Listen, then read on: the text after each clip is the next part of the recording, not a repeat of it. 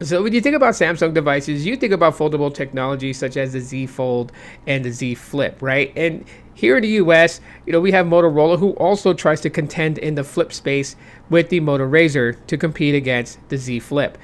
And outside of the United States, we have things like, Oppo and Honor and Xiaomi that are dabbling also with foldable technology. With Apple, Apple's just really kind of pushing on the whole Apple Intelligence, right? Really trying to match out against Gemini. And if you think Pixel, some people's responses is Gemini. But Gemini is not only for Pixels. You can get Gemini on non-Pixel devices. You can even install it on an iPhone, which is a non-Android device, and be able to, use the whole benefits of Gemini. So what could Pixel really call its own? Something defining to Pixels. Well, some would say camera, but I mean, Samsung's got good cameras. iPhone's got good cameras, right? And when it comes to photography, that is all subjective. That's all it is, subjective. So what could Pixel really have on its own? And behold the Pixel 4 XL. It has something that basically could have been not fully developed because it's still in a project state, but they could have continued on with developing it. I mean, it's still in development. It's just not, it hasn't been put back into a phone since the Pixel 4 when it first debuted, and that is Soli. Project Soli is one of the most craziest things that Google has demoed for us in the form of the Pixel 4 and 4 XL. These phones were the vessel for it, and to be quite honest with everybody, I agree. This shouldn't have been the phone that they showcased it on. See, the biggest problem why Soli didn't catch on to a lot of people, and let's just be honest here, is because not a lot of people used it. So you can't really know the benefits of something if you actually don't use it. And there's a good reason why not a lot of people decided to use it. Like, why? Why did they just turn it off and never used it?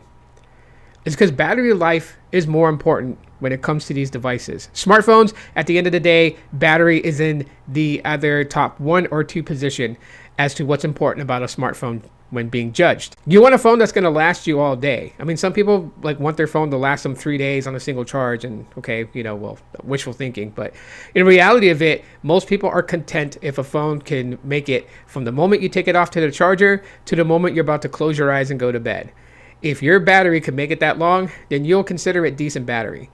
And the 4XL and the 4, especially in 2019 when it released, didn't have the greatest battery. Even till today, the battery is subpar. It is not something that I would say is immaculate and just great. Now, of course, with the newer variations of Android, over time it has optimized, and so these phones run a lot better. But if you turn on motion sense, you will still burn the battery pretty quickly. And that's why no one really tested out Project Soli and what it can do. See, the idea for Soli is to be able for the radar using radio waves to detect motion and to basically adapt to what the motion command would have been if you touched the screen. Like if you swipe, if you make a swiping gesture in the air and the radar caught it, it would know to swipe either to the left or to the right, depending on the direction of your motion.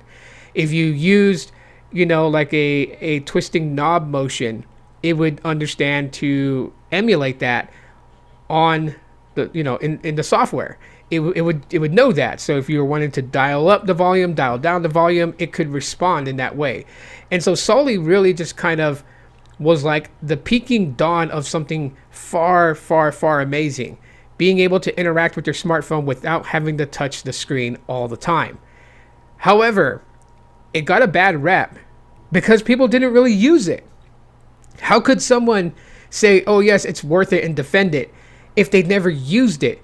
And they couldn't use it in the Pixel 4 because you were sacrificing battery, which is more important to people. So a lot of people who got the Pixel 4 and 4 XL shut off motion sense. Some people may have turned it on just to show it to their friends, just to be like all gimmicky about it. Like, hey, check out what my phone can do. Sweet.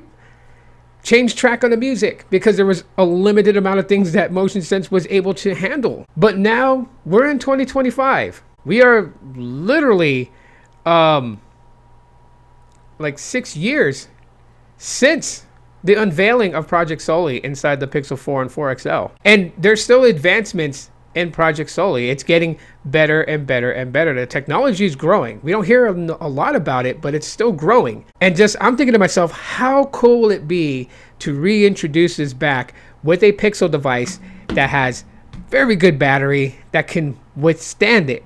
The Pixel 9a, honestly, in my opinion, should have been the vessel to actually reintroduce Project Soli back to all of us. Great battery in the Pixel 9a.